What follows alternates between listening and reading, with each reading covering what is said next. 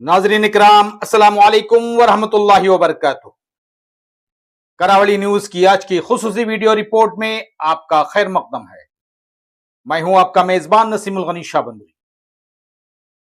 Bhatkal town police station में उत्तर कन्नड़ा जिला police की जानिब से सोशल मीडिया इन्फ्लुएंसर्स और अवाम के लिए एक खुसूसी आगाही प्रोग्राम का इनेकाद किया गया।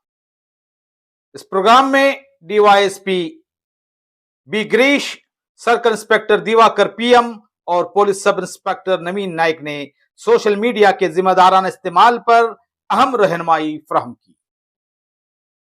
पुलिस हुक्काम ने वादा किया कि किसी भी खबर, तस्वीर या वीडियो को तहकीक और तस्दीक के बगैर सोशल मीडिया पर शेयर न करें।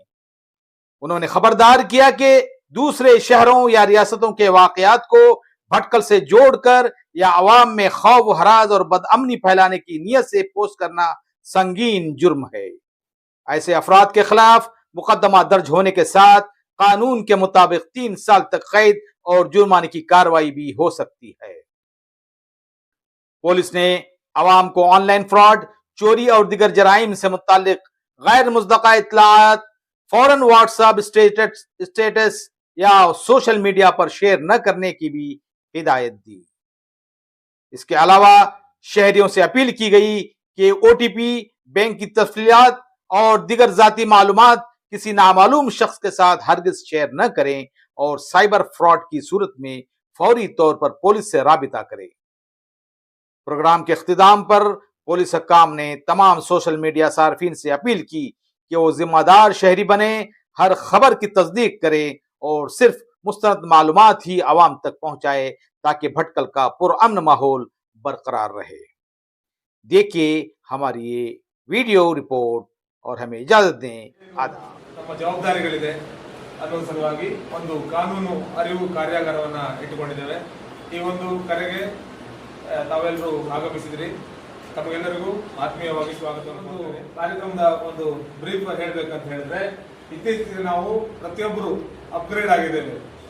ಒಂದು ಬೇಸಿಕ್ ಮೊಬೈಲ್ ಇಂದ ಈಗ ಎಲ್ಲರ ಕೈಯಲ್ಲಿ ಒಂದು ಸ್ಮಾರ್ಟ್ ಮೊಬೈಲ್ ಬಂದಿದೆ। ಹಾಗೆ ಸ್ಮಾರ್ಟ್ ನಾವು ಎಲ್ಲವನ್ನ ಸ್ಮಾರ್ಟ್ ಆಗಿ ಬಳಕೆ ಮಾಡೋದಿದ್ದೇವೆ। ಮೊದಲಿಗೆ ನಾವು ನೇರವಾಗಿ ಅಂಗಡಿಗಳಿಗೆ ಹೋಗಿ ಸಾಮಾನುಗಳನ್ನು ತರ್ತಾ ಇದ್ವಿ, ಈಗ ಒಂದು ಆರ್ಡರ್ ಹಾಕಿದ್ರೆ ಇಮಿಡಿಯೇಟ್ ನಮ್ಮ ಅಡ್ರೆಸ್ಗೆ ಬರುವಂತ ಒಂದು ವ್ಯವಸ್ಥೆ ಮಾಡಿಬಿಟ್ಟಿದೆ। ಅಂದ್ರೆ ನಾವು ಇವತ್ತು ಡಿಜಿಟಲ್ ಯುಗದಲ್ಲಿದ್ದೇವೆ। ಹಾಗೆ ನಾವು ಕನೆಕ್ಟ್ ಫ್ರೆಂಡ್ಸ್ ಗಳ ಮೊದಲೆಲ್ಲ ಸೇರಿ ಆಟ ಆಡ್ತಾ ಇದ್ರು, ಒಳ್ಳೆ ಕೂಡಿ ಇರ್ತಿದ್ವಿ, ಬಟ್ ಈಗ ಸೋಷಿಯಲ್ ಕನೆಕ್ಟೆಡ್ ಫ್ರೆಂಡ್ಸ್ ಜಾಸ್ತಿ ಇದ್ದಾರೆ। ಹಾಗಾಗಿ ಸೋಷಿಯಲ್ ಸೈಟ್ಗಳು, ಇಂಟರ್ನೆಟ್ ಬೇಸ್ಡ್ ಇರುವಂತಹ ಸೋಷಿಯಲ್ ಸೈಟ್ಗಳು ಸಾಕಷ್ಟು ಸಂಖ್ಯೆಯಲ್ಲಿದೆ। ಇವತ್ತು ಸೋಷಿಯಲ್ ಮೀಡಿಯಾಗಳು ಸಾಕಷ್ಟು ಇದೆ। ಈಗ ಪ್ರತಿಯೊಬ್ಬರು ಈ ಏನು ಊಟವನ್ನು ಬೇಕಾದ್ರೆ ಬಿಟ್ಟಿರ್ತಾರೆ, ಬಟ್ ಈ ತರ ಸೋಷಿಯಲ್ ಮೀಡಿಯಾವನ್ನ ಬಿಟ್ಟಿರುವ ಆದಷ್ಟು ಅಂಟುಕೊಂಡಿದ್ದಾರೆ। ಹಾಗಾಗಿ ಅವುಗಳ ಬಳಕೆಯಲ್ಲಿ ಸಾಕಷ್ಟು ತಪ್ಪುಗಳಾಗ್ತವೆ। ಆಯ್ತಾ, ನಾವು ಮೊಬೈಲ್ ಇಟ್ಕೊಳ್ಳೋದು ಅಪರಾಧ ಅಲ್ಲ, ಸೋಷಿಯಲ್ ಮೀಡಿಯಾವನ್ನು ಬಳಸೋದು ಅಪರಾಧ ಅಲ್ಲ, ಬಟ್ ಅದನ್ನ ಕಾನೂನು ರೀತ್ಯ ಅದನ್ನ ಟೆಕ್ನಾಲಜಿಯನ್ನ ಒಂದು ಪಾಸಿಟಿವ್ ಆಗಿ ಯೂಸ್ ಮಾಡ್ಕೋಬೇಕು ಅನ್ನೋ ಹಿನ್ನೆಲೆಯಲ್ಲಿ ಈ ಒಂದು ಕಾರ್ಯಕ್ರಮವನ್ನ ಹಮ್ಮಿಕೊಂಡಿದ್ದೇವೆ। ನಾವು ದಿನಬಳಕೆಯಲ್ಲಿ ಎಲ್ಲೆಲ್ಲಿ ಮಿಸ್ಟೇಕ್ಗಳಾಗ್ತವೆ ಅನ್ನೋದನ್ನ ಸಣ್ಣ ಸಣ್ಣ ಉದಾಹರಣೆ ಸಮೇತ ಹೇಳ್ಬಿಡ್ತೇವೆ। ಸಾಮಾನ್ಯವಾಗಿ ಈ ಮೊಬೈಲ್ಗಳಲ್ಲಿ ಎಲ್ಲೆಲ್ಲಿ ತಪ್ಪುಗಳಾಗ್ತವೆ ಅನ್ನೋದನ್ನ ಹೇಳ್ತೇವೆ। ಈಗ ಸೋಷಿಯಲ್ ಮೀಡಿಯಾದಲ್ಲಿ ನಾವು ಹಾಕ್ತಾ ಇರುವಂತಹ ಎಲ್ಲಿಂದ ಒಂದು ಮೆಸೇಜ್ ಬರ್ತದೆ। ನಾವು ಸಾಮಾನ್ಯವಾಗಿ ಸಾಕಷ್ಟು ಗ್ರೂಪ್ಗಳಲ್ಲಿ ಆಡ್ ಇರ್ತೇವೆ, ಆಯ್ತಾ, ಅದು ವಾಟ್ಸ್ಆಪ್ ಗ್ರೂಪ್ಗಳಿರ್ಬೋದು, ಅಥವಾ ಫೇಸ್ಬುಕ್ ಗ್ರೂಪ್ಗಳಿರ್ಬೋದು, ಅಥವಾ ಇನ್ಸ್ಟಾಗ್ರಾಮ್ ಗ್ರೂಪ್ಗಳಿರ್ಬೋದು, ಸಾಕಷ್ಟು ಗ್ರೂಪ್ಗಳಲ್ಲಿ ಆಡ್ ಇರ್ತೇವೆ। ಎಲ್ಲಿಂದ ಅದು ಸತ್ಯಾಸತ್ಯತೆ ತಿಳ್ಕೋದು, ಅದು ನೈಜ ಘಟನೆ ಇರ್ಬೋದು ಅಥವಾ ಇದು ಫೇಕ್ ನ್ಯೂಸ್ ಇದೆಯೋ ಇಲ್ಲೋ ಅನ್ನೋದನ್ನ ಫಸ್ಟ್ ವೆರಿಫೈ ಮಾಡಬೇಕು। ಆಮೇಲೆ ಅದನ್ನ ಬೇರೆಯವರಿಗೆ ಫಾರ್ವರ್ಡ್ ಮಾಡುವಾಗ ನಮ್ಗೆ ಒಂದು ಕಾನ್ಶಿಯಸ್ ಇರಬೇಕು, ಅದರ ಪರಿಣಾಮ ಏನಾಗುತ್ತೆ। ಆಯ್ತಾ, ಏನಾದ್ರೂ ಗುಡ್ ಪರ್ಪಸ್ಗೆ ಇದ್ರೆ ಒಳ್ಳೇದನ್ನ ಮಾಡೋಣ, ಬಟ್ ಎಲ್ಲಿದೋ ಆಗಿದ ಇನ್ಸಿಡೆಂಟ್ ಅನ್ನ ಇಲ್ಲಿ ಅದನ್ನ ಬಿತ್ತರಿಸಿ ಒಂದು ಸಮಸ್ಯೆ ಆಗುವ ಹಾಗೆ ಆಗಬಾರ್ದು। ಹಾಗಾಗಿ ಮೊದಲೇ ಯಾವುದೇ ಮಾಹಿತಿ ಬರಲಿ, ಅದು ಯಾವುದೇ ರೂಪದಲ್ಲಿ ಬರಲಿ, ವಿಡಿಯೋ ರೂಪದಲ್ಲಿ ಬರಲಿ, ಫೋಟೋ ರೂಪದಲ್ಲಿ ಬರಲಿ, ಅಥವಾ ಟೆಕ್ಸ್ಟ್ ರೂಪದಲ್ಲಿ ಬರಲಿ, ಯಾವುದೇ ರೂಪದಲ್ಲಿ ಬಂದರೂ ಕೂಡ ಮೊದಲು ಅದ್ರ ಸತ್ಯಾಸತ್ಯತೆಯನ್ನ, ಜೆನ್ಯೂನಿಟಿಯನ್ನ ಚೆಕ್ ಮಾಡಬೇಕು। ಸುಮ್ಮನೆ ಫಾರ್ವರ್ಡ್ ಮಾಡಿದ್ರೆ ಆಮೇಲೆ ಕಾನೂನು ಪ್ರಕಾರವಾಗಿ ಅವರು ಕ್ರಮಗಳನ್ನ ಎದುರಿಸಬೇಕಾಗತ್ತೆ। ಹಾಗಾಗಿ ಬಂದಿರೋ ಮಾಹಿತಿ ಜೆನ್ಯೂನ್ ಇದೆಯೋ ಇಲ್ಲೋದನ್ನ ಚೆಕ್ ಮಾಡಬೇಕು। ನಂತರ ಇತ್ತೀಚಿನ ದಿನಗಳಲ್ಲಿ ಹೆಚ್ಚಿಗೆ ಅಫೆನ್ಸ್ಗಳಾಗ್ತಾ ಇರೋದು ಅಂತ ಹೇಳಿದ್ರೆ ಎಲ್ಲ ಗ್ರೂಪ್ಗಳಲ್ಲಿ ಆಡ್ ಆಗೋದು, ಕೆಲವರದು ಹೆಚ್ಚಿಗೆ ಲೈಕ್ಸ್ ಅನ್ನ ತಗೋಬೇಕು, ನಾವು ಹೆಚ್ಚಿಗೆ ವ್ಯೂಸ್ ಅನ್ನ ಹಾಕ್ಬೇಕಂತ ಹೇಳಿ ಕೆಲವರು ಸ್ಟಂಟ್ ಗಳನ್ನ ಮಾಡಿ ಹಾಕುವಂತದ್ದು ಇರ್ತದೆ. ಅದು ಈಗ ಮಳೆಗಾಲ ಆಗಿರೋದ್ರಿಂದ ಫಾಲ್ಸ್ ಗಳ ಎಡ್ಜ್ಗೆ ಹೋಗ್ಕೊಂಡು ಜೀವ ಕೈಯಲ್ಲಿ ಇಟ್ಕೊಂಡು ವಿಡಿಯೋವನ್ನು ಮಾಡುವಂತದ್ದು, ಅಥವಾ ಬಹಳ ಏನು ಬೈಕ್ ಗಳನ್ನ ಟ್ರಿಪಲ್ ರೈಡ್ ಮಾಡುವಂತದ್ದು, ಅಥವಾ ವೀಲಿಂಗ್ ಮಾಡೋದು, ಒಂದೇ ಚಕ್ರದಲ್ಲಿ ಮೇಲೆ ಹೋಗುದು, ಈ ರೀತಿ ಮಾಡಿ ಜನರಿಗೆ ಒಂದು ವ್ಯೂಸ್ ಲೈಕ್ಸ್ಗೋಸ್ಕರ ಮಾಡುವಂಥದ್ದು. ಆ ರೀತಿ ಕೂಡ ಮಾಡಬಾರ್ದು. ಯಾಕಂತ ಹೇಳಿದ್ರೆ ಜೀವ ಬಹಳ ಅಮೂಲ್ಯ. ಒಂದ್ಸಲ ಹೋಯ್ತು ಅಂತ ಹೇಳಿದ್ರೆ ಆಗಲ್ಲ. ಮತ್ತೆ ಆಕ್ಸಿಡೆಂಟ್ ಆಗಿ ಕೈ ಕಾಲುವನ್ನು ಕಳ್ಕೊಂಡು ಇಡೀ ಜೀವನ ಪರ್ಯಂತ ಅದನ್ನ ತೊಂದರೆಯನ್ನ ಪಡ್ಬೇಕಾಗತ್ತೆ. ನೀವು ಮತ್ತೆ ಫ್ಯಾಮಿಲಿಯವರು ಎಲ್ಲರೂ ಕೂಡ ಅದನ್ನ ಸಫರ್ ಆಗ್ಬೇಕಾಗತ್ತೆ. ಹಾಗಾಗಿ ಈ ರೀತಿಯಾದಂತ ಲೈಕ್ಸ್ ಅಥವಾ ಶೇರ್ಗಳಿಗೆ ನಾವು ಅದಕ್ಕೆ ಮರಳಾಗಬಾರದು. ಹಾಗಾಗಿ ಒಳ್ಳೆ ಮಾಹಿತಿಗಳಿದ್ರೆ ಶೇರ್ ಮಾಡಬೇಕು. ಈ ರೀತಿ ಒಂದು ಲೈಕ್ಸ್ ಶೇರ್ಗೋಸ್ಕರ ನಾವು ಏನು ಮಾಡಕ್ ಹೋಗ್ಬಾರ್ದು. ಮತ್ತೇನಿರ್ತದೆ ಕೆಲವರು ಅಂದ್ರೆ ಈಗ ಸೋಷಿಯಲ್ ಮೀಡಿಯಾಗಳಲ್ಲಿ ಈಗ ಇನ್ಸ್ಟಾಗ್ರಾಮ್ ಇದೆ, ಫೇಸ್ಬುಕ್ ಇದೆ, ಇವುಗಳಲ್ಲಿ ಅನ್ನೋನ್ ಫ್ರೆಂಡ್ಸ್ ಗಳ ಜೊತೆ ಫ್ರೆಂಡ್ಶಿಪ್ ಅನ್ನು ಮಾಡ್ತಾರೆ. ಅವ್ರು ಯಾರು ಏನೂ ಗೊತ್ತಿರೋದಿಲ್ಲ, ಬಂದಿರೋದು ಎಲ್ಲ ಫ್ರೆಂಡ್ ರಿಕ್ವೆಸ್ಟ್ ಗಳಿಗೆ ಅಕ್ಸೆಪ್ಟ್ ಇದನ್ನ ಮಾಡಕ್ ಹೋಗ್ಬಾರ್ದು. ಸ್ವಲ್ಪ ಒಂದು ಕಾನ್ಶಿಯಸ್ ಇರಬೇಕು. ನಾವು ಎಲ್ಲಿಂದನೇ ಏನೇ ಯಾರು ಬಂದ್ರೆ ನಮ್ಮ ಪರಿಚಯಸ್ಥರು ಇರ್ಬೋದು, ನಮ್ಮ ಊರವರು, ಫ್ರೆಂಡ್ಸು, ನಮ್ಮ ಜೊತೆ ಓದೋರು, ಈ ರೀತಿ ನಮ್ಮ ಪರಿಚಯಸ್ಥರನ್ನ ನಾವು ಫ್ರೆಂಡ್ಸ್ ಮಾಡ್ಕೊಂಡ್ರೆ ಏನೂ ತಪ್ಪಾಗಲ್ಲ. ಬಟ್ ಈ ತರ ನಮ್ಗೆ ಪರಿಚಯ ಇಲ್ಲದೆ ಇರೋರು ಅಥವಾ ಎಲ್ಲಿಂದಲೂ ಯಾರೋ ಅವರು ಯಾವುದೋ ದೇಶದಲ್ಲಿ ಕೂತ್ಕೊಂಡು ನಿಮ್ಮ ಮಾಹಿತಿಯನ್ನ ಕಲಿತಾ ಇರ್ಬೋದು. ಒಂದು ಮಾತನ್ನ ನೆನ್ಪಿಟ್ಕೋಬೇಕು ಪ್ರತಿಯೊಬ್ಬರು, ಏನಂತ ಹೇಳಿದ್ರೆ ಈಗ ಇತ್ತೀಚಿನ ನಾವು ಡಿಜಿಟಲ್ ಯುಗದಲ್ಲಿ ಇರೋದ್ರಿಂದ ಮೋಸ್ಟ್ ವ್ಯಾಲ್ಯೂಯಬಲ್ ಥಿಂಗ್ ಈಸ್ ನಮ್ಮ ವೈಯಕ್ತಿಕ ಮಾಹಿತಿ, ಪರ್ಸನಲ್ ಡಾಟಾ. ಅದು ಫೋಟೋ ರೂಪದಲ್ಲಿ ಇರ್ಬೋದು ಅಥವಾ ನಮ್ಮ ಬಯೋಡಾಟಾ ಇರ್ಬೋದು. ಇವೆಲ್ಲ ನಮ್ಗೆ ಸಂಬಂಧಪಟ್ಟಂತ ವೈಯಕ್ತಿಕ ಮಾಹಿತಿ, ಆಧಾರ್ ಕಾರ್ಡ್ ಇರ್ಬೋದು, ಬ್ಯಾಂಕ್ ಡೀಟೇಲ್ ಇರ್ಬೋದು, ಇವೆಲ್ಲ ನಮ್ಮ ಮಾಹಿತಿಗಳು, KYC, ಈ ಎಲ್ಲ ಮಾಹಿತಿಗಳನ್ನು ನಾವು ಈ ತರ ಸೋಷಿಯಲ್ ಮೀಡಿಯಾಗಳೆಲ್ಲ ಹಾಕೊಂಡ್ರೆ 100% ನಮಗೆ ಅಪಾಯ ಕಟ್ಟಿಟ್ಟ ಬುದ್ಧಿ.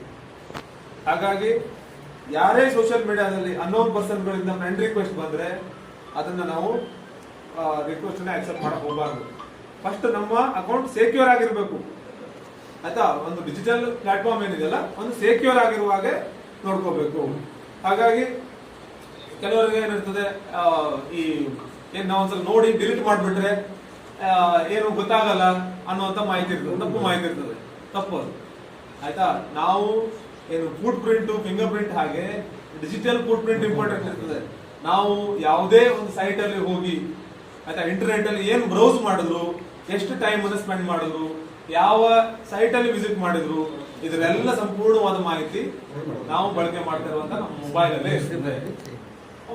ಯಾವುದೇ ಸೋಷಿಯಲ್ ಮೀಡಿಯಾವನ್ನ ಯೂಸ್ ಮಾಡುವಾಗ ಒಂದು ಕಾನ್ಶಿಯಸ್ ಇರ್ಬೇಕು ನಮ್ಗೆ, ಯಾವುದು ಅಪರಾಧ ಆಗುತ್ತೆ, ಯಾವುದು ಅಪರಾಧ ಆಗಿಲ್ಲ ಅನ್ನೋದನ್ನ ಸ್ವಲ್ಪ ಕಾನ್ಶಿಯಸ್ ಅನ್ನ ಇಟ್ಕೋಬೇಕು ಅಂತ ಹೇಳಿ ಕೇಳ್ಕೊಂತಾರೆ. ಆಯ್ತಾ. ನನ್ಗೆ ಇಷ್ಟೊತ್ತು ಮಾತನಾಡೋದು ಅವಕಾಶ ಕೊಟ್ಟ ನಮ್ಗೆಲ್ಲರಿಗೂ ವಂದಿಸಿ ನಾನು ಮಾತಾಡಿ ಎಲ್ಲ ಬಂದ್ಬಿಡ್ತೇವೆ. ವಾಟ್ಸ್ಆಪ್ ಅದೆಲ್ಲ ಮಾಡ್ಬೇಕಾದ್ರೆ ಒಂದು ID ಕ್ರಿಯೇಟ್ ಮಾಡ್ತೀರಾ. ID ಕ್ರಿಯೇಟ್ ಮಾಡೋದಕ್ಕೆ ಮೊಬೈಲ್ ಸಿಮ್ ಬೇಕಾಗುತ್ತೆ. ಸಿಮ್ ಅಲ್ಲಿ ಇಮೇಲ್ ID ಮಾಡಿ ಎಲ್ಲ ಕ್ರಿಯೇಟ್ ಮಾಡ್ತೀರಾ, ಆಗುತ್ತೆ. ನೋಡ್ಕೊಂಡು ಹೋಗ್ತಿರ್ತೀರಾ ಫಸ್ಟ್ಗೆ. ಸುಮ್ಮನೆ ನೋಡ್ಕೊಂಡು ಹೋದೇನೋ ಅಫೆನ್ಸ್ ಅಲ್ಲ. ಒಂದು ಯಾವುದೋ ಒಂದು ಪೋಸ್ಟ್ ಬಂದಿರುತ್ತೆ, ಅದನ್ನ ಒತ್ಬಿಟ್ಟು ಡೌನ್ಲೋಡ್ ಮಾಡ್ಕೊಂಡು ಅಥವಾ ಅದನ್ನ ಫಾರ್ವರ್ಡ್ ಮಾಡೋದು ಗ್ರೂಪಲ್ಲಿ. ಅದೇನು ನಿಜಾನ ಸುಳ್ಳು ಏನೂ ಇಲ್ಲ. ವಾಟ್ಸ್ಆಪ್ ಯೂನಿವರ್ಸಿಟಿ ಎಲ್ಲರಿಗೆ ಅದನ್ನ ನಿಜ ಇದೆ ಅಂತೇಳಿ ಎಲ್ಲರಿಗೂ ಓದ್ಲಿ ಅಂತ ಕಳಿಸ್ಬಿಡ್ತೀರ. ಅದು ಸುಳ್ಳು ಇರ್ತದೆ. ಸುಳ್ಳು ಆದ್ಮೇಲೆ ಯಾರು ಕಳಿಸಿದ ಅಂತೇಳಿ ನಾವು ಟ್ರ್ಯಾಕ್ ಮಾಡ್ಕೊಂಡಾಗ ಆ ಪರ್ಸನ್ ಸಿಗ್ತಾನೆ ನಮಗೆ, ಅವ್ರ ಮೇಲೆ ಕೇಸು. ಮತ್ತಾದ್ಮೇಲೆ ಇವನು ಅಡ್ಮಿನ್ ಅವ್ನು ನೋಡಿರ್ತಾನೆ, ಅವನು ಬ್ಲಾಕ್ ಮಾಡಲ್ಲ ಅದನ್ನ. ಅದರಿಂದ ಅಡ್ಮಿನ್ ಮೇಲೂ ಪ್ರಕರಣ ದಾಖಲಾಗಿದೆ. ಆಮೇಲೆ ಡೈರೆಕ್ಟ್ ಆಗಿ ಹೇಳ್ಬೇಕಂದ್ರೆ ಮೊನ್ನೆ ಒಂದ್ 2-3 ಕೇಸ್ ರಿಜಿಸ್ಟರ್ ಆಗೋದು ನಮ್ಮಲ್ಲಿ. ಯಾವುದೇ ವಸ್ತುಗಳನ್ನ ಪ್ರಮೋಟ್ ಮಾಡೋದಾಗಲಿ, ಕಮರ್ಷಿಯಲ್ ಆಗಿ ಬಿಸ್ನೆಸ್ ಮಾಡೋದಾಗಲಿ ತಪ್ಪಲ್ಲ, ಮಾಡ್ಬೇಕಂತ ಇಲ್ಲ. ಆ ಗಾಡಿಗಳನ್ನ ಕರೆಕ್ಟಾಗಿ ಹೋಗ್ತಾ ಇದೆ, ಗಾಡಿಗಳು 2 ಗಾಲಿ ಇರ್ತವೆ ಬೈಕ್ಗೆ, ಅದನ್ನ ವೀಲಿಂಗ್ ಮಾಡಿ ತೋರ್ಸೋದು, ಈ ಗಾಡಿ ಹಿಂಗೆ ನೋಡಿ ಹಂಗಾಗೋದು, ಅದು ತಪ್ಪು ಮಾಡಿದೀವಿ. ಆಮೇಲೆ ಚಾರ್ಜ್ ಶೀಟ್ ಆಗಿದೆ, ಕೋರ್ಟಲ್ಲಿ ದಂಡ ತುಂಬಬೇಕು ಹೋಗ್ಬಿಟ್ಟು. ನಾನು ತೋರಿಸುವಂತ ವಸ್ತು, ನಾ ಹೇಳುವಂತ ಇದು ಏನೇ ಹೇಳಿದ್ರು ಪಬ್ಲಿಕ್ ಅಲ್ಲಿ ಬಹಳ ಇಂಪ್ಯಾಕ್ಟ್ ಆಗುತ್ತೆ. ಜನ ನೋಡ್ತಿರ್ತಾರೆ, ಅವ್ನು ಹಂಗ್ ನೋಡಿದ್ರೆ ಬಾರಿ ಇರ್ಬೋದು ಗಾಡಿ ಅಂತ ಹಂಗೆ ಹೊಡಕ್ ಹೋಗ್ತಾರೆ ಸಣ್ಣ ಮಕ್ಕಳು. ಸೊ ಹಾಗಾಗಿ ಅದು ತಪ್ಪು. ಅಂತವೆಲ್ಲ ಎಲ್ಲಾ ಸರಿ ಎಲ್ಲ ತಪ್ಪು ಅಂತಲ್ಲ, ಕೆಲವೊಂದು ಇರ್ತವೆ. ಆಮೇಲೆ ಇವ್ರು ಹೇಳಿದಂಗೆ ಹೇಟ್ ಸ್ಪೀಚು, ಯಾವುದೋ ಒಂದು ಬೇರೆ ಒಂದು ಸಬ್ಜೆಕ್ಟ್ ಸಂಬಂಧಪಟ್ಟಂತೆ ಎಲ್ಲೋ ಆಗಿದ್ದನ್ನ ಈಗ ತಗೊಂಡ್ಬರೋದು, ಎಲ್ಲೋ ಬೇರೆ ಇಂಡಿಯಾದಲ್ಲಿ ವರ್ಲ್ಡ್ ಅಲ್ಲಿ ಎಲ್ಲ ಹಾಕಿರ್ತವೆ, ಅದನ್ನ ನಮ್ಮಲ್ಲಿ ಆಗಿದೆ ಅಂತ ಹೇಳಿ ತೋರ್ಸ್ಕೊಳ್ಳೋಂಗೆ ಮಾಡೋದು. ನೀವು ನೋಡಿರ್ತೀರಿ, ಚಿರತೆ ಬಂತಂದ್ರೆ ಯಾವ್ದು ಚಿತಾ ಬಂತು ಅಂತೇಳಿ ಸಾಗರ ರೋಡಲ್ಲಿ ಅಂತ ಹಾಕ್ತಿರ, ಅದಾಗಿರೋದು ಎಲ್ಲ ಆಗಿರ್ತದೆ, ಸುಮ್ಮನೆ ಎದುರಿಸೋದು. ಅಂತವ್ ಬೇರೆ ಬೇರೆ ಇರ್ತವೆ. ಭಟ್ಕಳ್ ನ್ಯೂಸ್ ಹಾಕ್ಬಿಡೋದು, ಹಂಗೆ ಸ್ಪ್ರೆಡ್ ಆಗುತ್ತೆ. ಭಟ್ಕಳೆಲ್ಲ ಬೇರೆ ಜನ ನೋಡ್ತಿರ್ತಾರೆ ಸಿಕ್ಕಾಪಟ್ಟೆ. ಈಗ ಫಾಸ್ಟ್ ಮೊದಲಿಂದ ಎಲ್ಲ ನೀವು ಟೆಲಿಗ್ರಾಮ್ ಮಾಡೋದು ಅದ್ ಮಾಡೋದು ಇದೆಲ್ಲ ಹೋಗಿ ಕಾಲ. ಈಗ ಫೋನ್ ಮಾಡೋದು ಕರೆಯೋದು ಒಂದೇ ಸೆಕೆಂಡ್ ಅಲ್ಲಿ ನೋಡಿದ್ರೆ ಸಾವಿರಾರು ಜನ ಕೋಟ್ಯಾಂತರ ಜನ ನೋಡ್ತಿರ್ತಾರೆ. ಸೊ ಪಟ್ಕಳದಲ್ಲಿ ಏನಾಗಿದೆ ಅಂತ ಹೇಳಿ. ಹಾಗಾಗಿ ಎಲ್ಲಾ ಕಡೆ ಅವೇರ್ನೆಸ್ ತಗೊಂಡ್ಬರ್ತಾರೆ. ಅದಕ್ಕೋಸ್ಕರ ಸೋಷಿಯಲ್ ಮೀಡಿಯಾನ ಕರೆಕ್ಟ್ ಆಗಿ ಯೂಸ್ ಮಾಡಿ ಬಳಸ್ಕೊಳ್ಳಿ. ಏನ್ ತಪ್ಪಲ್ಲ, ಬಳಸ್ಕೊಳ್ಳಿ, ಒಳ್ಳೆ ಉದ್ದೇಶ ಬಳಸ್ಕೊಳ್ಳಿ. ಅದನ್ನ ಸತ್ಯಾಂಶ ತಿಳ್ಕೊಂಡು ಅದನ್ನ ಫಾರ್ವರ್ಡ್ ಮಾಡಿ ಅಂತ ಹೇಳೋದಕ್ಕೆ. ಮತ್ತೆ ಆಮೇಲೆ ಇದು ಹೇಳಿದ್ರು ಈಗ ಒಂದು ಚೈಲ್ಡ್ ಪೋರ್ನೋಗ್ರಫಿ ಅಂತೇಳಿ.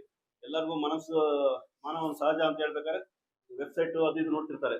ನೋಡ್ಬೇಕಾದ್ರೆ ಸಣ್ಣ ಮಕ್ಕಳು, ಅಪ್ರಾಪ್ತ ಮಕ್ಕಳು ಭಾಗವಹಿಸಿದಂತ ಸೆಕ್ಸ್ ಮೂವೀಸ್ಗಳನ್ನ ನೋಡ್ಬಿಟ್ಟು ಅದನ್ನ ಡೌನ್ಲೋಡ್ ಮಾಡಿ ಬೇರೆಯವ್ರು ಕಳಿಸಿದ್ರೆ ಅಫೆನ್ಸ್. ನಮ್ಗೆ ಇಡೀ ಮೊಬೈಲ್ ನಿಮ್ ಗಾತ್ರನೇ ಬಂದ್ಬಿಡುತ್ತೆ. ನಿಮ್ಗಂದ್ರೆ ಯಾರು ಯೂಸ್ ಮಾಡ್ತಾರೆ ಬಂದ್ಬಿಟ್ಟು ಟೌನ್ ಲಿಮಿಟ್ಸ್ ಅಲ್ಲಿ ಒಬ್ಬ ವ್ಯಕ್ತಿ ನೋಡಪ್ಪ ಹಿಂಗ್ ಮಾಡ್ತಿದ್ದಾರೆ ಅಂತ ಹೇಳಿ ನಮ್ಗೆ ಹೇಳ್ತಾರೆ. ಅವ್ನು ತೊಗೊಂಡ್ಬಂದ್ಬಿಟ್ಟು ಅವ್ನ ಮೊಬೈಲ್ ಸೀಸ್ ಮಾಡಿ ಆ ರೀತಿ ಎಲ್ಲ ಕೇಸ್ ಆಗ್ಬಿಟ್ಟು ಹಿಂಗೆಲ್ಲ ಆಗ್ತಿರ್ತವೆ. ಅದಕ್ಕೋಸ್ಕರ ಸೋಷಿಯಲ್ ಮೀಡಿಯಾನ ಬಹಳ ಜಾಗೃತವಾಗಿ ಬಳಸ್ಕೊಳ್ಳಿ, ಒಳ್ಳೆ ಉದ್ದೇಶಕ್ಕೆ ಬಳಸ್ಕೊಳ್ಳಿ. ಯಾವುದೇ ಇತ್ತಂದ್ರೆ ಬಂದ್ರೆ ಬೇಕಾದ್ರೆ ನಮಗೆ ಫಾರ್ವರ್ಡ್ ಮಾಡಿ, ಸರ್ ಹಿಂಗೇನೋ ಫೇಕ್ ನ್ಯೂಸ್ ಐತೆ ಅಳಿಸಿದಾರೆ ನೋಡಿ ಅಂತೇಳಿ ನಾವು ಅದ್ರ ಬಗ್ಗೆ ಎನ್ಕ್ವೈರಿ ಮಾಡ್ತೀವಿ. ಅದು ಬಿಟ್ಬಿಟ್ಟು ತಾವೇ ಇದು ಮಾಡೋದು ಒಳ್ಳೆ ಎಲ್ಲ ನೋಡ್ಬೇಕು ಜನರ. ಸುಮಾರು ಒಂದು 30 ವರ್ಷಗಳ ಹಿಂದೆ ಯಾವ ಸೋಷಿಯಲ್ ಮೀಡಿಯಾನು ಇರಲಿಲ್ಲ. ಬಹಳಷ್ಟು ಒಂದು ಕಮ್ಯುನಿಕೇಶನ್ಗೆ, ಒಂದು ಸಂವಹನ ಅಂತ ಕನ್ನಡದಲ್ಲಿ ಏನು ಹೇಳ್ತೇವೆ, ಅದಕ್ಕೋಸ್ಕರ ಎಲ್ಲರೂ ನಾವು ಲ್ಯಾಂಡ್ಲೈನ್ ಫೋನನ್ನು ಬಳಸ್ತಾ ಇದ್ವು. ಅದಾದರ ನಂತರ 95, 96 ನಂತರ ಮೊಬೈಲ್ ಫೋನ್ ಬರಕ್ಕೆ ಮೊದಲು ಪೇಜರ್ ಅಂತ ಬಂತು. ಭಾಳ ಹೊಸ ಒಬ್ಬರಿಗೆ ಪೇಜರ್ ಗೊತ್ತೇ ಇರೋದಿಲ್ಲ. ಸುಮಾರು ಈಗ ಒಂದು 50-55 ವಯಸ್ಸು ದಾಟಿರೋರಿಗೆ ಆ ಪೇಜರ್ ಅಂತ ಗೊತ್ತಿರುತ್ತೆ. ಆ ಪೇಜರ್ನ ನಾವೆಲ್ಲ ಇಲ್ಲಿ ಹಾಕೊಂತ ಇದ್ವಿ. ಅದೇನಂತಂದ್ರೆ ಒಂದು ಮೆಸೇಜ್ ಪಾಸ್ ಮಾಡ್ಸೋದಷ್ಟೇ. ಒಂದು ಕಾಲ್ ಸೆಂಟರ್ ಇರ್ತದೆ, ಆ ಕಾಲ್ ಸೆಂಟರ್ಗೆ ಒಂದು ಲ್ಯಾಂಡ್ಲೈನ್ ಇಂದ ಒಂದು ಫೋನನ್ನ ಮಾಡಿ ಕಾಲ್ ಮೀ ಬ್ಯಾಕ್, ವಾಪಸ್ ನಮಗೆ ಕರೆ ಮಾಡಿ ಅಂತೇಳಿ. ಅವಾಗ ಕನ್ನಡದಲ್ಲಿ ಸಹಿತ ಈ ಒಂದು ಈಗೇನು ಮೊಬೈಲ್ ಎಲ್ಲ ಕೀಪ್ಯಾಡ್ ಎಲ್ಲ ಏನು ಇಂಪ್ರೂವ್ ಆಗಿದೆ, ಅವಾಗ ಕನ್ನಡದಲ್ಲಿ ಸಹಿತ ಮೆಸೇಜ್ ಅನ್ನು ಕಳ್ಸಕ್ ಬರ್ತಾ ಇರಲಿಲ್ಲ. ಇನ್ನು ಆಗಷ್ಟೇ ಕಂಪ್ಯೂಟರ್ಗಳು ಸರ್ಕಾರಿ ಕಚೇರಿ ಇರ್ಬೋದು ಅಥವಾ ಪ್ರೈವೇಟ್ ಕಚೇರಿ ಇರ್ಬೋದು, ಆಗಷ್ಟೇ ಕಂಪ್ಯೂಟರ್ಗಳು ಬರ್ತಾ ಇತ್ತು. ಅದ್ರ ನಂತರ ಪೇಜರ್ ಬಂದ್ಮೇಲೆ ಒಂದು ಮೆಸೇಜ್ ಅನ್ನ ಫಾರ್ವರ್ಡ್ ಮಾಡಿದ್ರೆ ಅದು ಏನಾಗೋದು, ಒಂದು ಸೌಂಡ್ ಕೊಡೋದು. ಆಮೇಲೆ ನಂತರ ನಾವು ಯಾವ್ದಾರ ಒಂದು ಲ್ಯಾಂಡ್ಲೈನ್ ನ ಹುಡ್ಕೊಂಡು ಹೋಗಿ ಆ ಲ್ಯಾಂಡ್ಲೈನ್ ಮುಖಾಂತರ ನಿಮ್ದೊಂದು ಕಾಲ್ ಬಂದಿತ್ತಲ್ಲ ಏನಂತೇಳಿ ವಾಪಸ್ ನಾವು ಕಾಲ್ ಮಾಡೋದು, ವಾಪಸ್ ಏನಂತ ವಿಚಾರ ತಿಳ್ಕೊಳ್ಳೋದು. ಸೊ ಇಷ್ಟು ಒಂದು 30 ವರ್ಷ 32 ವರ್ಷದಿಂದ ಇದ್ದಿದ್ದು ನಮ್ಮ ಒಂದು ಸೊಸೈಟಿ ಇವತ್ತು ಈಗ ಎಲ್ಲಿ ಬಂದಿದೆ ಅಂತ ಹೇಳಿದ್ರೆ, ಯಾವ ಪತ್ರಿಕೆಯನ್ನು ಬೆಳಗ್ಗೆ ನಾವು ನೋಡ್ಬೇಕಾಗಿಲ್ಲ, ಯಾವ ಟಿವಿ ನ್ಯೂಸು ನೋಡ್ಬೇಕಾಗಿಲ್ಲ, ಯಾವುದೋ ರೇಡಿಯೋ ನ್ಯೂಸು ಸಹಿತ ನೋಡ್ಬೇಕಾಗಿಲ್ಲ. ಬೆಳಗ್ಗೆ ಎದ್ದಿದ ಕೂಡಲೇ good morning starts with mobile ಫೋನೇ. ಯಾರು ಸಹಿತ ದೇವ್ರನ್ನೂ ನೆನ್ಸೋದಿಲ್ಲ. ಈಗ ನಾವು ಬೆಳಗ್ಗೆ ಎದ್ದಿದ ಕೂಡಲೇ ನಮ್ಗೆ ಯಾವ್ದಾದ್ರು ವಾಟ್ಸಪ್ ಬಂದಿದ್ಯಾ, ಫೇಸ್ಬುಕ್ ಅಲ್ಲಿ ಏನಾದ್ರು ಮೆಸೇಜ್ ಬಂದಿದ್ಯಾ, ಇನ್ಸ್ಟಾಗ್ರಾಮ್ ಅಲ್ಲಿ ಏನಾದ್ರು ಇದೆಯಾ. ಸೊ ಇದಕ್ಕೆ ಎಷ್ಟು ಅಡಿಕ್ಟ್ ಆಗಿದ್ದೇವೆ ಅಂತ ಹೇಳಿದ್ರೆ, ಬೆಳಗ್ಗೆ ಆ ಒಂದು ನೋಡೋದ್ರಿಂದ ಸ್ಟಾರ್ಟ್ ಆದ್ರೆ ರಾತ್ರಿ ಒಂದು ಹೆಚ್ಚು ಕಡಿಮೆ ಭಟ್ಕಳದಲ್ಲಿ ಸ್ವಲ್ಪ ನೈಟ್ ಲೈಫೇ ಜಾಸ್ತಿ ಇದೆ. ಜನರದ್ದು ಓಡಾಟ ಇಂದ ಹಿಡಿದು ನೈಟ್ ರಾತ್ರಿ 11:30, 12 ಗಂಟೆ ಇಲ್ಲಿ ತನಕ ಮೆಸೇಜ್ ಬರ್ತಾನೆ ಇರುತ್ತೆ. ಈಗ ನಾನು ಒಂದೆರಡು ಭಟ್ಕಳ ಸೋಷಿಯಲ್ ಮೀಡಿಯಾ ಇರ್ಬೋದು ಅಥವಾ ಕೆಲವು ಪತ್ರಕರ್ತರು ಗ್ರೂಪ್ಸ್ ಇರ್ಬೋದು, ಇದ್ರಲ್ಲಿ ನಾನು ಸಹಿತ ಮೆಂಬರ್ಗೆ ನನಗೆ ಆಡ್ ಮಾಡಿದ್ದಾರೆ. ಅದಲ್ಲಿ ರಾತ್ರಿ 12-12:30 ಆದ್ರೂ ಮೆಸೇಜ್ ಕಳಿಸ್ತಾನೆ ಇರ್ತಾರೆ. ಈಗ ಏನಾಗಿದೆ ಅಂತ ಹೇಳಿದ್ರೆ, ಆ ಟೈಮ್ಗೆ ನಾವು ಏನ್ ಮೆಸೇಜ್ ಕಳ್ಸಿದ್ದಾರೆ ಅನ್ನೋದು ಇಂಪಾರ್ಟೆಂಟ್ ತೆಗೆದು ನೋಡ್ಬೇಕು. ಅದು ನೋಡಿದ್ರೆ ಸುಮ್ಮನೆ ಎಲ್ಲೋ ಆಗಿರೋ ಒಂದು ಸಂದೇಶನ ಇಲ್ಲಿ ಭಟ್ಕಳದಲ್ಲಿ ಒಂದು ಮೆಸೇಜ್, ಫಾರ್ವರ್ಡ್ ಮೆಸೇಜ್ ಇರ್ತದೆ. ಸೊ ಇದರಿಂದ ಎಲ್ಲರಿಗೂ ಡಿಸ್ಟರ್ಬ್. ಇಡೀ ರಾತ್ರಿ ಯಾರಿಗೋ ಒಬ್ಬರಿಗೆ ನಿದ್ದೆ ಬಂದಿಲ್ಲ ಅಂದ್ರೆ ಇಡೀ ಸಮಾಜಕ್ಕೂ ನಿದ್ದೆ ಕೊಡ್ತಾ ಇಲ್ಲ, ಇಡೀ ಸೊಸೈಟಿಗೂ ನಿದ್ದೆ ಕೊಡ್ತಾ ಇಲ್ಲ. ಯಾಕಂದ್ರೆ ನಾವು ಒಂದು ಪರ್ಟಿಕ್ಯುಲರ್ ಈ ಡಿಪಾರ್ಟ್ಮೆಂಟ್ ಅಲ್ಲೆಲ್ಲ ಇದ್ಮೇಲೆ ಯಾವ್ದಾದ್ರು ಒಂದು ಮೆಸೇಜ್ ಬಂದ್ಮೇಲೆ ನಾವೆದ್ದು ನೋಡೋದು ನಮ್ಮ ಕರ್ತವ್ಯ ಇರ್ತದೆ. ನಮ್ಮ ಇಡೀ ಉಪವಿಭಾಗದಲ್ಲಿ ಅಥವಾ 3 ತಾಲೂಕಲ್ಲಿ ಏನಾದ್ರು ಸುದ್ದಿ ಇದೆಯಾ ಅಥವಾ ಏನಾದ್ರು ಘಟನೆಗಳೇನಾದ್ರು ಆಗಿದೆಯಾ ಅಂತ ನೋಡೋದು ಒಂದು ಪ್ರಾಕ್ಟೀಸ್ ಇರ್ತದೆ. ಮತ್ತೆ ನಮ್ಮ ಜವಾಬ್ದಾರಿನೂ ಇರ್ತದೆ. ತೆಗೆದು ನೋಡಿದ್ರೆ ಅದ್ರಲ್ಲಿ ಏನೂ ಇರೋದಿಲ್ಲ, ಯಾವುದೋ ಎಲ್ಲೋ ನಡೆದಿರೋ ಅಂತ ಘಟನೆಗಳನ್ನ ಇಲ್ಲಿ ಒಂದು ಪೋಸ್ಟ್ ಮಾಡಿ ಸುಮ್ಮನೆ ಆಗ್ಬಿಡೋದು. ಆದ್ರೆ ಏನಾಗ್ತದೆ, ಯಾವ್ದನ್ನ ನಾನು ಪೋಸ್ಟ್ ಮಾಡ್ಬೇಕು ಅಥವಾ ಈ ಟೈಮಲ್ಲಿ ನಾನು ಅದನ್ನ ಪೋಸ್ಟ್ ಮಾಡ್ಬೇಕಾ, ಅದು ಅವಶ್ಯಕತೆ ಇದೆಯಾ ಅಥವಾ ಇಲ್ಲ ಅನ್ನೋದನ್ನ ವ್ಯಕ್ತಿಗತವಾಗಿ ಯಾರು ಸಹಿತ ಯೋಚನೆ ಮಾಡ್ತಾ ಇಲ್ಲ. ಸಾಮಾನ್ಯವಾಗಿ ಲಾ ಅಂಡ್ ಆರ್ಡರ್ ಸಿಚುಯೇಷನ್ಸ್ ಬಂದಾಗ ಕಾನೂನು ಮತ್ತೆ ಸುವ್ಯವಸ್ಥೆ ಕಾಪಾಡ್ಕೊಳ್ಳುವಂತ ನಿಟ್ಟಿನಲ್ಲಿ ಎಲ್ಲೋ ಒಂದು ಸಣ್ಣ ಘಟನೆಗಳಾಗಿರ್ತದೆ. ಘಟನೆ ನಡೆದೇ ಇರೋಂಥ ಪ್ರಪಂಚ ಎಲ್ಲೂ ಇಲ್ಲ. ಎಲ್ಲೂ ಏನು ಘಟನೆಗಳು ನಡೆದಿಲ್ಲ ಅಂತ ಹೇಳಿದ್ರೆ ಈ ಪ್ರಪಂಚದಲ್ಲಿ ಯಾವ ಪೊಲೀಸು ಬೇಕಾಗಿಲ್ಲ, ಯಾವ ಕಾನೂನು ಬೇಕಾಗಿಲ್ಲ. ಅಷ್ಟೊಂದು ಯಾರು ಒಳ್ಳೆಯವರು ಇಲ್ಲ. ಹಿಂದಿನ ಒಂದು ಎಪಿಕ್ಸ್ ಅಂತ ಏನ್ ಹೇಳ್ತೀವಿ, ಎಪಿಕ್ ಏಜ್ ಅಂತ ಏನ್ ಹೇಳ್ತೀವಿ, ರಾಮಾಯಣ ಮಹಾಭಾರತದ ಕಾಲದಿಂದಲೂ ನೋಡಿದ್ರೆ ಒಂದೊಂದು ವಿಚಾರಕ್ಕೆ ಒಂದೊಂದು ಘಟನೆಗಳು ಸಂಭವಿಸ್ತಾನೆ ಇದೆ. ಯಾಕಂದ್ರೆ ಇದು ಸೊಸೈಟಿ. ಒಂದು ಹೆಣ್ಣಿಗಾಗಿ ರಾಮಾಯಣ ನಡೆದ್ರೆ ಆಸ್ತಿ ವಿವಾದಕ್ಕೆ ಅಥವಾ ಬೇರೆ ಯಾವುದೋ ಒಂದು ವಿಚಾರಕ್ಕೆ ಮಹಾಭಾರತನೂ ನಡೆದಿದೆ. ಸೊ ಈ ವಿಚಾರಗಳನ್ನೆಲ್ಲ ನಾವು ನೋಡಿದಾಗ ಹಿಂದಿನ ಅನಾದಿ ಕಾಲದಿಂದಲೂ ಸಹಿತ ಮನುಷ್ಯನ ಪರಂಪರೆ ಹೇಗಿದೆ ಇದೆ ಅನ್ನೋದು ಅಂತ ಹೇಳಿದ್ರೆ ಯಾರನ್ನು ಒಬ್ಬರನ್ನ ನೆಮ್ಮದಿಯಾಗಿ ಬಿಡ್ಲಿಕ್ಕೆ ಕಷ್ಟ ಆಗ್ತದೆ. ಇಲ್ಲ ಯಾವುದೋ ಒಂದು ಕೋರ್ಟ್ ಕೇಸಿಂದ ಇರ್ಬೋದು ಅಥವಾ ಸಮಾಜದಲ್ಲಿ ದಾಖಲಾಗುವಂತ ಪ್ರಕರಣಗಳು ಇರ್ಬೋದು. ಈ ಒಂದು ನಿಟ್ಟಿನಲ್ಲಿ ಕೋಮು ಸೌಹಾರ್ದತೆಯನ್ನ ಕಾಪಾಡುವಂತ ಇದು ಇರ್ಬೋದು, ಮತ್ತೆ ಸೈಬರ್ ವಂಚನೆಗಳು ಇರ್ಬೋದು, ಅಥವಾ ಮಾದಕ ವಸ್ತುಗಳ ಸಂಬಂಧ ಇರ್ಬೋದು, ಮತ್ತೆ ಕಾನೂನ ಉಲ್ಲಂಘನೆಗೆ ಸಂಬಂಧಪಟ್ಟಂಗಿರ್ಬೇಕು. ಇದಕ್ಕೆಲ್ಲದಕ್ಕೂ ಸಂಬಂಧಪಟ್ಟಂಗೆ ಸಾಮಾಜಿಕ ಜಾಲತಾಣಗಳು ಬಹಳಷ್ಟು ಎಫೆಕ್ಟಿವ್ ಆಗಿ ಕೆಲಸ ಮಾಡುತ್ತೆ. ಎಲ್ಲೋ ನಡೆದಿರೋಂಥ ಘಟನೆಗಳನ್ನ ಇಲ್ಲಿ ಪೋಸ್ಟ್ ಮಾಡಿ ಅದರಿಂದ ಜನ ಪ್ರವೋಕ್ ಆಗೋದಿದೆಯಲ್ಲ, ಇಟ್ ಈಸ್ ಎನ್ ಅಫೆನ್ಸ್ ಆಗ್ತದೆ. ಯಾಕಂತ ಹೇಳಿದ್ರೆ ಎಲ್ಲೋ ನಡೆದಿರೋ ಘಟನೆಗೆ ಅಲ್ಲಿ ಕಾನೂನು ಕ್ರಮ ಆಗಿರ್ತದೆ, ಅಲ್ಲಿ ಒಂದು ಪ್ರಕರಣ ದಾಖಲಾಗಿರ್ತದೆ, ಅಲ್ಲಿ ಪೊಲೀಸರು ಇರ್ಬೋದು ಅಥವಾ ಬೇರೆ ಯಾರು ಇರ್ಬೋದು ಏನು ಕಾನೂನು ಕ್ರಮ ಮಾಡಿ ಅದಕ್ಕೆ ಏನ್ ವ್ಯವಸ್ಥೆ ಆಗಿದೆ, ಕೋರ್ಟ್ ಇದೆ ಅಥವಾ ಕಾನೂನು ಇದೆ, ಅದ್ರ ಪ್ರಕಾರ ಹೋಗಿರ್ತಾರೆ. ಆದ್ರೆ ಅದನ್ನ ಇಲ್ಲಿ ತಂದು ಅದನ್ನ ಈ ಒಂದು ಟೌನ್ ನಲ್ಲಿ ಇರ್ಬೋದು ಅಥವಾ ಈ ಒಂದು ಜಿಲ್ಲೆಯಲ್ಲಿ ಇರ್ಬೋದು ಅದನ್ನ ಪ್ರಚಾರ ಮಾಡ್ತಾ ಹೋಗೋದು. ಇಲ್ಲಿ ಜನಕ್ಕೇನೋ ಅದಕ್ಕೆ ಸಂಬಂಧಪಟ್ಟಂಗೆ ಉದ್ವೇಗ ಮಾಡ್ಬೋದು. ಯಾವ್ದು ಕ್ಯಾಸ್ಟ್ ಇರ್ಬೋದು, ಕ್ರೀಡ್ ಇರ್ಬೋದು, ನಾನು ಇಂಥದೇ ಧರ್ಮ, ಇಂಥದೇ ಸಮಾಜ, ಇಂಥದೇ ಜಾತಿ ಅಥವಾ ಇಂಥದೇ ಪಕ್ಷಗಳು ಅಂತ ಹೇಳೋದಿಲ್ಲ. ಇದು ಎಲ್ಲರದು ಜವಾಬ್ದಾರಿ ಆಗಿರ್ತದೆ. ಪ್ರತಿಯೊಬ್ಬರು ಯಾರು ಇಂಟರ್ನೆಟ್ ಅನ್ನ ಯೂಸ್ ಮಾಡಿ ಸೋಷಿಯಲ್ ಪ್ಲಾಟ್ಫಾರ್ಮ್ ನಲ್ಲಿ ಇರ್ತೀರಿ, ಎಲ್ಲರದು ಜವಾಬ್ದಾರಿ ಆಗಿರ್ತದೆ. ಈ ಒಂದು ಪೋಸ್ಟ್ ಅನ್ನ ನಾನು ಹಾಕಿದ್ರೆ ಇದು ಸಮಾಜಕ್ಕೆ ಉಳಿತಿದೆಯೋ ಅಥವಾ ಕೆಡಕಿದೆಯೋ, ಸೊ ಅದರಿಂದ ಯಾರಾದರೂ ಉದ್ವೇಗಕ್ಕೆ ಒಳಗಾಗಿ ಅದರಿಂದ ಬೇರೆ ಏನಾದರೂ ಅಫೆನ್ಸ್ ಆಗ್ತದೆ, ಜನ ಪ್ರವೋಕ್ ಆಗ್ತಾರೆ, ಅಂದ್ರೆ ಉದ್ರೇಕ ಆಗ್ತಾರೆ. ಜನಕ್ಕೆ ಏನಾಗಿದೆ, ಯಾರಿಗೂ ಸಹಿತ ತಾಳ್ಮೆ ಇಲ್ಲ.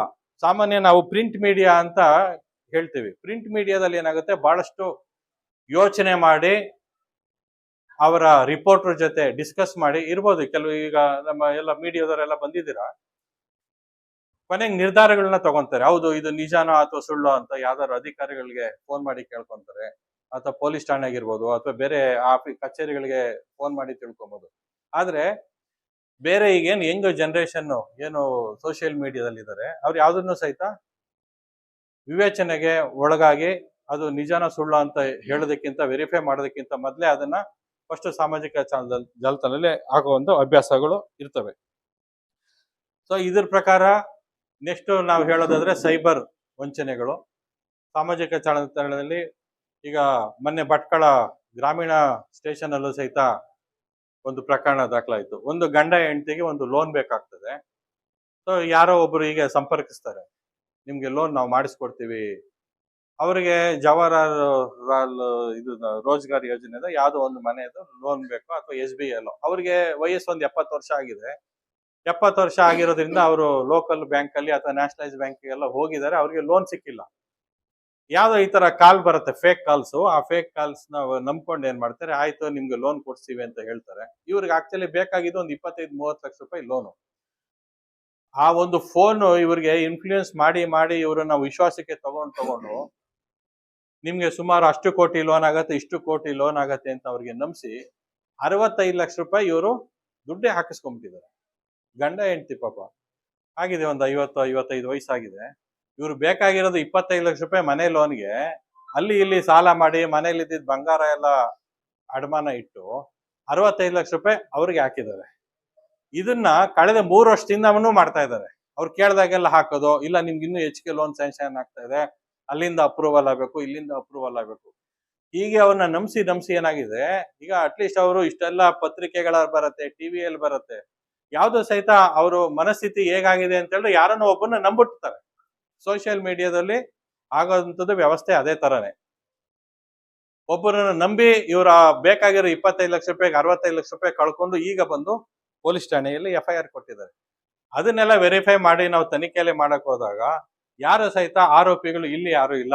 ಸುಮಾರು ಎಲ್ಲ ಬೇರೆ ಬೇರೆ ರಾಜ್ಯದಲ್ಲಿ ಇದ್ದಾರೆ, ಎಲ್ಲ ಉತ್ತರ ಭಾರತದಲ್ಲಿ ಅಥವಾ ಡೆಲ್ಲಿ, ಬಾಂಬೆ ಆ ಕಡೆ ಎಲ್ಲರೂ ನೆಲೆಸಿರ್ತಾರೆ. ಈಗ ಅವ್ರು 3-4 ವರ್ಷದಿಂದ ಹಣ ಕಳ್ಕೊಂಡು ಅವ್ರು ಅದನ್ನ ಹಣನ ಪಡ್ಕೊಂಡು ಎಷ್ಟು ಅದನ್ನ ಯಾವ ರೀತಿ ಅವ್ರು ಬೇಕೋ ಅದನ್ನ ದುರುಪಯೋಗ ಪಡ್ಕೊಂಡಿರ್ತಾರೆ. ಈಗ ಅವರಿಗೆ ರಿಕವರಿನೂ ಕಷ್ಟ ಆಗ್ತದೆ. ಪ್ರಕರಣ ಪೊಲೀಸರು ದಾಖಲು ಮಾಡ್ಬೋದು. ಈ 3 ವರ್ಷದಿಂದ ಕಳ್ಕೊಂಡಿರೋ ಹಣನ ಪೊಲೀಸರು ವಾಪಸ್ ರಿಕವರಿ ಮಾಡಿ ನಾವು ಅವ್ರಿಗೆ 65 ಲಕ್ಷ ರೂಪಾಯಿ ಕೊಡ್ಲಿಕ್ಕೆ ಕಷ್ಟ ಸಾಧ್ಯ ಕೆಲಸ ಇದು. ಸೊ ಈ ತರದ್ದು ಆನ್ಲೈನ್ ಸಹಿತ ಫ್ರಾಡ್ ಆಗಿ. ನೆಕ್ಸ್ಟ್ ಯಾವ್ದಾದ್ರು ಒಂದು ಕುಟುಂಬಕ್ಕೆ ಪಟ್ಟಿರೋ ವಿಚಾರಗಳಿರ್ತದೆ ಅಥವಾ ಯಾವ್ದೋ ಒಂದು ಹೆಣ್ಮಗಳು ವಿಚಾರ ಇರ್ತದೆ. ಸರಿಯಾಗಿ ವೆರಿಫೈ ಮಾಡದೆ ಇಮಿಡಿಯೇಟ್ ಆಗಿ ಇಲ್ಲೇನೋ ಘಟನೆ ಆಗಿದೆ ಅಂತೇಳಿ ಒಂದು ಪೋಸ್ಟ್ ಹಾಕ್ಬಿಡೋದು. ಅದು ಏನು, ಅವ್ರಿಗೊಂದು ಸಾಮಾಜಿಕ ಜವಾಬ್ದಾರಿಯನ್ನ ಮರೆತಿ ಆ ಪೋಸ್ಟ್ ಅನ್ನ ಹಾಕೋದು.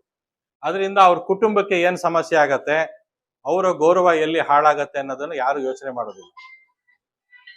ಯಾವ್ದೋ ಒಂದು ಹುಡುಗ ಹುಡುಗಿ ವಿಚಾರ ಇರ್ಬೋದು ಅಥವಾ ಯಾವ್ದೋ ಒಂದು ಅಕ್ರಮ ಸಂಬಂಧಗಳ ವಿಚಾರ ಇರ್ಬೋದು. ಅದಕ್ಕೆ ಒಂದು ಕಾನೂನು ವ್ಯಾಪ್ತಿಯಲ್ಲಿ ಏನು ಮಾಡ್ಬೋದು ಅದನ್ನ ಪೊಲೀಸ್ ಸ್ಟೇಷನ್ಗೆ ಕಂಪ್ಲೇಂಟ್ ಕೊಡೋದು ಅಥವಾ ಮುಂದೆ ಕೋರ್ಟ್ ನಲ್ಲಿ ಅದಕ್ಕೆ ಪ್ರಕರಣಗಳನ್ನು ದಾಖಲು ಮಾಡೋದು, ಇದು ಕಾನೂನು ವ್ಯಾಪ್ತಿಯಲ್ಲಿ ಹೋಗುವಂಥದ್ದು ವಿಧಾನ.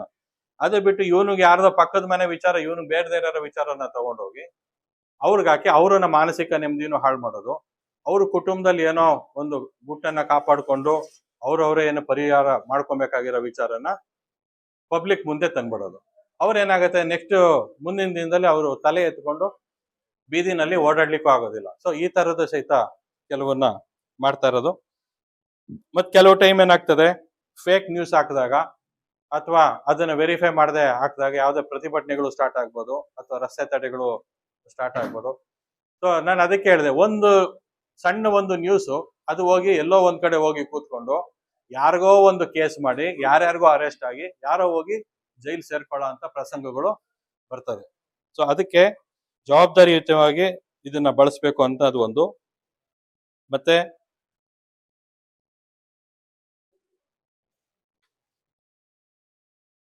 ಮಕ್ಕಳ ಒಂದು ಅಶ್ಲೀಲ ವಿಚಾರ ಇರ್ಬೋದು, ಮತ್ತೆ ಆನ್ಲೈನ್ ಫ್ರಾಡು, ಮತ್ತೆ ಐಡೆಂಟಿಟಿ ಥೆಫ್ಟ್, ಇದ್ರ ಬಗ್ಗೆ ಆಲ್ರೆಡಿ ಇವರು ವಿವರವಾಗಿ ಹೇಳಿದ್ದಾರೆ ನಮ್ಮ PSI.